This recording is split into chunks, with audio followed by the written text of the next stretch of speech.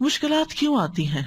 اگر دیکھا جائے تو یہ دنیا کی زندگی اٹ سیلف ایک آزمائش ہے. اللہ تعالیٰ فرماتے ہیں ام حسبتم ان تدخلوا الجنۃ ولما یعلم اللہ الذین جاہدوا منکم ویعلم الصابرین. کیا تم سمجھتے ہو کہ تم یوں ہی جنت میں داخل ہو جاؤ گے، یعنی بغیر کسی مشکل سے گزرے ایسے ہی جنت میں چلے جاؤ گے، حالانکہ ابھی تو اللہ نے تم میں سے ان لوگوں کو جانا ہی نہیں جنہوں نے جہاد کیا، اور نہ ان کو جو صبر کرنے والے ہیں. یعنی اللہ کی راہ میں جد و جہد کرنے والے اور صبر کرنے والے، ابھی اللہ نے ان کو جانچا پرکھا نہیں، یعنی ان کی آزمائش ہونی ہے، ابھی ان کی پرکھ ہونی ہے کہ کون مشکل آنے پر اللہ کے راستے میں جد و جہد کو جاری رکھتا ہے اور کون اس مشکل پر صبر کرتا ہے. یعنی مشکل ہماری سچائی کو پرکھنے کے لیے آتی ہے کہ ہم کسی کاز میں کتنے سچے ہیں. اور ویسے بھی اس زندگی میں امتحانوں کا آنا لازمی ہے. اللہ تعالیٰ نے پہلے سے ہی بتا دیا وَلَنَبْلُوَنَّكُمْ بِشَيْءٍ مِّنَ الْخَوْفِ وَالْجُوعِ وَنَقْصٍ مِّنَ الْأَمْوَالِ وَالْأَنفُسِ وَالثَّمَرَاتِ وَبَشِّرِ الصَّابِرِينَ الَّذِينَ إِذَا أَصَابَتْهُمْ مُصِيبَةٌ قَالُوا إِنَّا لِلَّهِ وَإِنَّا إِلَيْهِ راجعون اولئک علیہم صلوات من ربہم ورحمہ واولئک هم المہتدون. اور ہم یقیناً تمہیں خوف اور بھوک اور مالوں اور جانوں اور پھلوں کی کمی میں سے کسی نہ کسی چیز کے ساتھ ضرور آزمائیں گے. یعنی اس دنیا پر پائے جانے والے ہر انسان کی آزمائش ضرور ہوگی، یعنی اس امتحان کے لیے وہ تیار رہے، ان میں سے کسی نہ کسی چیز سے چاہے ایک ہو یا ایک سے زیادہ. پھر فرمایا ہم نے ان لوگوں کی آزمائش کی جو ان سے پہلے تھے، سو اللہ ہر صورت میں ان لوگوں کو جان لے گا جنہوں نے سچ کہا اور ان کو بھی جو جھوٹے ہیں. یعنی کون سچے ہیں، اللہ کے وعدوں پہ یقین رکھتے ہیں، اور کون صرف زبانی کلامی یہ بات کرتے ہیں اور ایمان ان کے دلوں میں نہیں اترا. یعنی اللہ سبحانہ وتعالیٰ آزمائیں گے، اور صبر کرنے والوں کو خوشخبری دے دیجئے. وہ لوگ جب انہیں کوئی مصیبت آتی ہے تو وہ کہتے ہیں بے شک ہم اللہ کے لیے اور بے شک ہم اسی کی طرف لوٹ کے جانے والے ہیں. یہ وہ لوگ ہیں جن پر ان کے رب کی طرف سے کئی مہربانیاں ہیں اور بڑی رحمت ہے، اور یہی لوگ ہدایت پانے والے. تو اس سے پتہ یہ چلتا ہے کہ انسان کو جب کوئی مصیبت آتی ہے تو پھر انسان کے دو رویے ہوتے ہیں. ایک یہ کہ اللہ تعالیٰ سے دور ہو جائے، اللہ تعالیٰ سے ناراض ہو جائے، اور ایک رویہ یہ ہے کہ انسان اللہ ہی کی طرف پلٹے اور اللہ سبحانہ تعالیٰ سے مدد مانگے. اور مدد مانگنے والوں کے لیے اللہ تعالیٰ کی مدد آ جاتی ہے، ان پر ان کے رب کی طرف سے صلوات یعنی مہربانیاں نازل ہوتی ہیں اور رحمت نازل ہوتی ہے. یعنی طرح طرح کے وینیوز کھلتے ہیں ان کے لیے خیر اور بھلائی کے.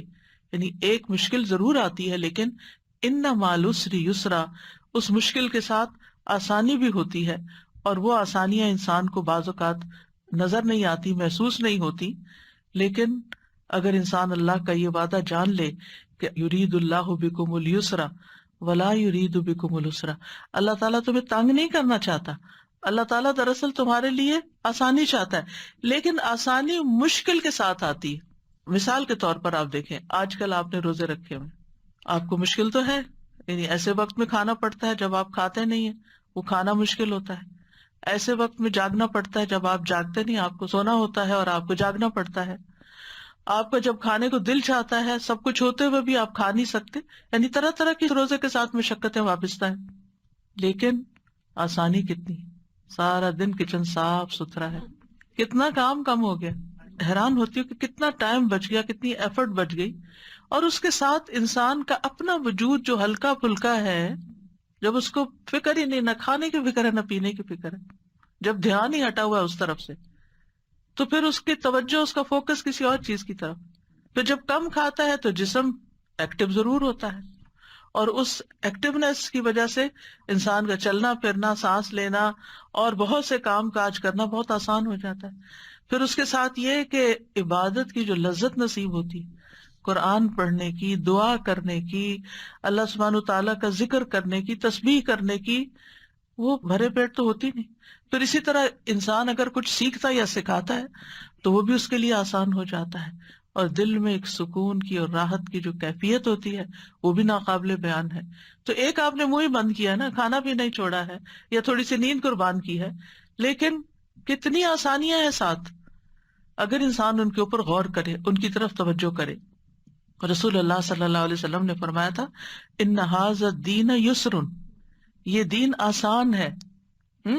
یعنی ہم سمجھتے دین میں بہت مشکلات ہیں، لیکن جہاں جہاں ہمیں جس حکم پر عمل کرتے ہوئے مشکل پیش آتی ہے وہیں ساتھ آسانی بھی اللہ نے رکھی. اور اگر انسان اس حکم پر عمل نہیں کرتا تو بے شمار مشکلات اس کی زندگی میں پیدا ہو جاتی ہیں. اور فقہ میں ایک اصول ہے المشقۃ تجلب التیسیر، مشقت آسانی لاتی ہے، مشقت آسانی لاتی. ایک اور اینگل سے، فقہ کے اینگل سے، مثلاً آپ بیمار ہو گئے، اب آپ وضو نہیں کر سکتے، آپ بیٹھے بیٹھے وہیں ہاتھ مار کے اپنا تیمم کر لیتے ہیں، آسانی آ گئی نا. وضو میں ایک مشقت تو بہرحال ہے، لیکن آپ کے لیے مشقت آئی تو اللہ نے ساتھ ہی آسانی بھی دے دی. آپ کھڑے نہیں ہو سکتے، طویل قیام نہیں کر سکتے، آپ بیٹھ کے نماز پڑھیں، آپ اشاروں سے نماز پڑھیں، آپ سے سارے کام کاج چھوٹ گئے، آپ بس ریسٹ کریں، لیٹیں، سوئیں، آرام کریں.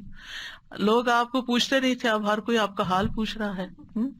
یعنی ایک بیماری کے ساتھ کتنی ساری اور چیزیں آ گئی کہ جو آپ کی زندگی میں پہلے نہیں تھی. تو المشقت تجلب التیسیر، مشقت، مشکل، پریشانی، تکلیف اپنے ساتھ آسانی بھی لاتی ہے. یعنی جب یہ کہا جاتا ہے نا دین آسان ہے، تو اس کا یہ مطلب نہیں کہ دین جو ہے وہ صرف آسانیوں کا مجموعہ ہے. مطلب یہ کہ اس کے جو احکامات ہیں ان پر چل کر انسان کو آسانی ملتی. اللہ کا وعدہ ہے فَأَمَّا مَنْ أَعْطَى وَاتَّقَى وَصَدَّقَ بِالْحُسْنَى فَسَنُيَسِّرُهُ لِلْيُسْرَى. اس کے برعکس وَأَمَّا مَنْ بَخِلَ وَاسْتَغْنَى وَكَذَّبَ بِالْحُسْنَى فَسَنُيَسِّرُهُ لِلْعُسْرَى. تو تنگی کس طرف سے ملی اور آسانی کس طرف سے ملی؟ بس جس نے دیا، یعنی اللہ کے راستے میں دیا اور لوگوں کو آسانی دی، یعنی جو دینے والا ہاتھ ہے، دینے والا دل ہے، جو خرچ کرنے والا ہے، تو جس نے دیا اور اس نے تقویٰ بھی اختیار کیا، یعنی صرف خالص اللہ کے لیے دیا، صرف اللہ ہی کے لیے کیا جو کچھ کیا، اور اس نے بھلائی کو سچ مانا، ہر خیر کی بات جو اللہ کی طرف سے آئی اس پر یقین کر لیا، تو ہم اس کو آسان راستے کی سہولت دیں گے، اس کے لیے آسانیاں پیدا کر دیں گے. یعنی جس مشکل میں وہ ہے اس مشکل کو ختم کر دیں گے.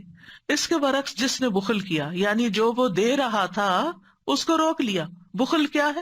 دینے کا اپوزٹ، چاہے مال ہو، چاہے علم ہو، چاہے لوگوں کو مشورہ دینا ہو، چاہے لوگوں کی کاؤنسلنگ کرنی ہو، چاہے کسی کے ساتھ کسی بھی قسم کی بھلائی کرنی ہو، کسی طرح کی مدد، خدمت، کچھ بھی. تو جو اپنے ان نیکیوں کو روک لیتا ہے، اما من بخلا واستغنا، اور بے پرواہ رہا، کسی کی پرواہ نہیں، بس میری جان پہ مشکل آئی ہے، صرف مجھے اپنی فکر ہے، اب میں سب سے بری ذمہ. یعنی بعض اوقات ایسا ہوتا ہے نا جب انسان کے دن اچھے ہوتے ہیں تو وہ پھر دینے والا بھی ہوتا ہے، لیکن ذرا سے اگر مال میں کوئی کمی ہوئی تو پھر انسان پہلی چیز کیا سوچتا ہے؟ ہاتھ روکنے لگتا ہے. اور بعض اوقات اتنا ہاتھ روک لیتا ہے کہ اپنے سے بھی روک لیتا ہے، اپنے اوپر بھی خرچ نہیں کرتا، اور بے پرواہ رہا، یعنی کیفیت اس کی ایسی ہوئی کہ اس کو نہ دین کی پرواہ، نہ دنیا کی، نہ آخرت کی، اور بھلائی کو جھٹلا دیا. ہم اس کو سخت راستے کے لیے سہولت دیں گے، یعنی اس کے لیے زندگی اور مشکل کرتے چلے جائیں گے. آسانی اور مشکل صرف دنیا کی نہیں بلکہ دنیا اور آخرت دونوں کی ہے. بعض اوقات انسان بخل کرتا ہے، بعض اوقات انسان لوگوں کی پرواہ نہیں کرتا، دین کے احکامات کی پرواہ نہیں کرتا، اللہ کے حکم کی پرواہ نہیں کرتا، اور بھلائی کی تصدیق نہیں کرتا، پھر بھی اس کے لیے دنیا میں بہت کچھ ہوتا ہے. تو وہ چند دن کی بات ہوتی ہے، پھر سب کچھ اس سے لے لیا جاتا ہے. پھر جب قبر میں جاتا ہے تو قبر تنگ کر دی جاتی ہے. فَسَنُيَسِّرُهُ لِلْعُسْرَى، قبر کی تنگی ہوتی ہے. حشر کے دن اٹھے گا تو وہاں کی تنگیاں ہوگی، پھر اس کے لیے تنگی ہی تنگی ہے آگے. اور ویسے بھی آپ دیکھیں بخیل وہی ہوتا ہے جس کا دل گھٹا ہوا ہوتا ہے نا.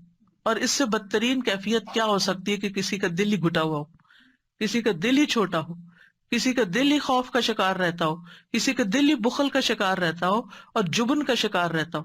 یہ ساری دل یا سینے کی کنسٹرکشن ہے کہ جس میں انسان کسی وقت خوش ہی نہیں ہوتا، اس کو ایک تکلیف اور ایک پریشانی ہر وقت لگی رہتی.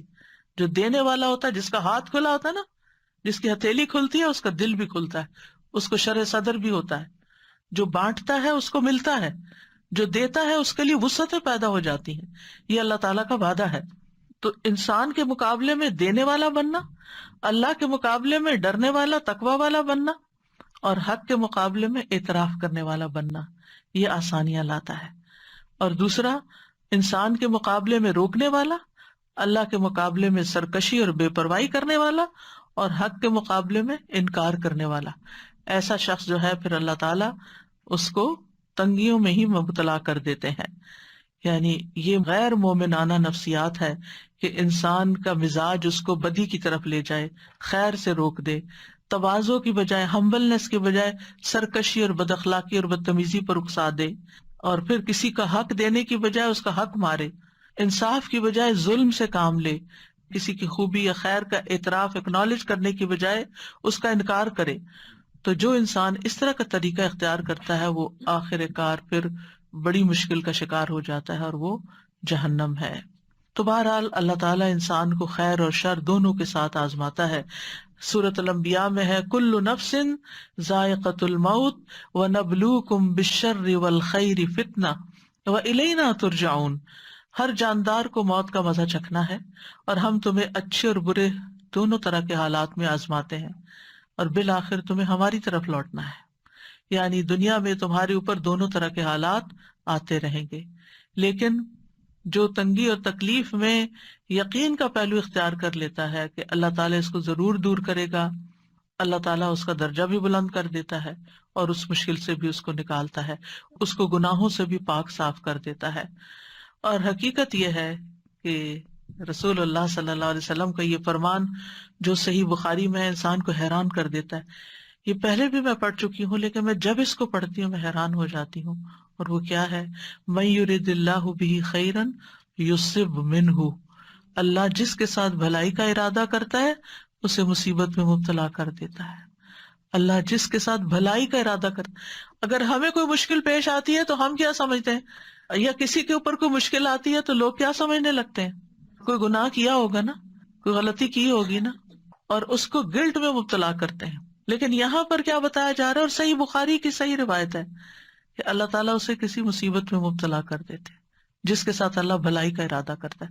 تو اگر ہماری زندگی میں کوئی چھوٹی مصیبت ہے یا کوئی بڑی مصیبت ہے تو آپ سمجھے کہ اللہ سبحانہ تعالیٰ ہمیں اپنے لیے اور خالص کرنا چاہتا ہے، اور مہذب بنانا چاہتا ہے، اور سنوارنا چاہتا ہے، جنت کے قابل بنانا چاہتا ہے، کیونکہ جنت میں غیر مہذب لوگ نہیں ہوں گے، وہ نہیں ہوں گے جن سے اللہ ناراض ہے یا جن سے اللہ خوش نہیں۔ تو یہ اللہ کی بندے سے محبت کی نشانی ہوتی ہے۔